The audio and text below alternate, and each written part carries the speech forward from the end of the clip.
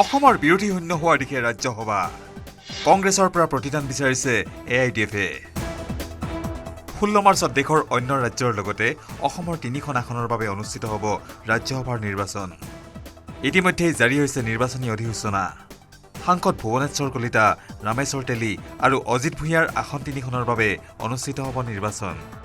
ইয়াৰে 2খন আসনত বিৰোধী জয়ী হোৱাৰ কোনো অংকই নাই কিন্তু তৃতীয়খন আসনত বিৰোধী জয়ী হোৱাৰ কিছু অংক আছে অলপ মিলামিছা কৰিলে পুনৰ অসমৰ এগৰাকী বিৰোধীৰ সাংসদ প্ৰেৰণ কৰিব পাৰিব ৰাজ্যসভালৈ কিন্তু ৰাজ্যৰ প্ৰধান বিৰোধী দল কংগ্ৰেছে হাতত থকা এই সুযোগ ল'ব বিচৰা নাই ৰাজ্যসভা নিৰ্বাচনৰ বাবে কোনো প্ৰস্তুতি নাই কংগ্ৰেছক বাৰে বাৰে আহ্বান জনাইছে AIDF-এ বদৰুদ্দিন নাজমুলক বিৰোধীৰ সাংসদ হিচাপে ৰাজ্যসভালৈ প্ৰেৰণ কৰাত সহায় কৰিবলৈ সহায় বিচাৰি 1.5 মাহ পূৰ্বে AICC-লৈ পত্ৰ প্ৰেৰণ কৰিছিল AIDF-এ কিন্তু আজি পৰ্যন্ত AICC-ৰ পৰা কোনো উত্তৰ নাপায় AIDF-ৰ বিধায়ক হাফিজ ৰফিকুল ইছলামে কেমেৰাৰ আগলৈ আহি কংগ্ৰেছলৈ আহ্বান জনাইছে আপোনালোকে আত্মঘাতী সিদ্ধান্ত নল'ব যেহেতু বিগত দিনবোৰত আমি বহুত সহযোগ কৰিছোঁ কংগ্ৰেছক আৰু কংগ্ৰেছেও এটা জেণ্টেলমেন প্ৰমিছ তেখেতসকলৰ আছিল যে পিছলৈ কেতিয়াবা সুযোগ হ'লে আমাক সহায় কৰিব তো গতিকে এইবেলি ভাল সুযোগ এটা কেৱল বিধানসভা নিৰ্বাচন নহয় ৰাজ্যসভা নিৰ্বাচনৰ ক্ষেত্ৰতো এতিয়ালৈকে মিলা নাই ৰাজ্যৰ বিৰোধীৰ অংক হাতত থকা সুযোগো হেৰুৱাৰ দিশে ৰাজ্যৰ বিৰোধী শিবিৰ AIDF-এ এটাকৈ মনত পেলাই দিছে কংগ্ৰেছক পূৰ্বতে কৰা সহায় ৰাণী নৰ ডাঙৰীয়ানীক মই নিজে ভোট দিছোঁ ৰিপুণ বৰা ডাঙৰীয়াক ভোট দিছোঁ অজিত ভূঞাক আমি একেলগে মিলি ভোট দি পঠাইছোঁ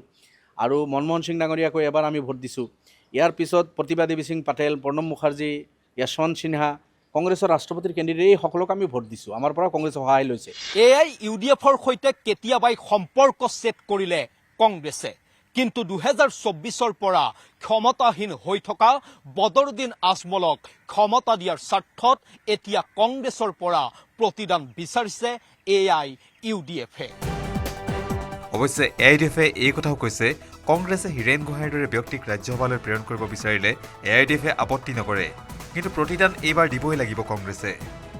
ইফালে অসমৰ 3খন আসনৰ বাবে বৰ্তমানলৈকে 3গৰাকী প্ৰাৰ্থীয়ে গ্ৰহণ কৰিছে মনোনয়ন পত্ৰ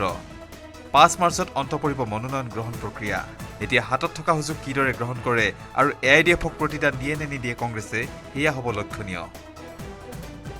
বিক্ৰম বৰা আৰু হিৰকজ্যোতি মালাকাৰৰ report news 18 Assam north east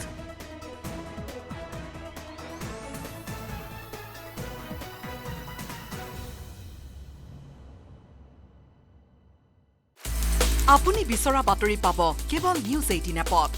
news 18 app download কৰিবলৈ স্ক্যান কৰক এই QR কোড গুগল প্লে ষ্টৰতো পাব এই নিউজ 18 এপ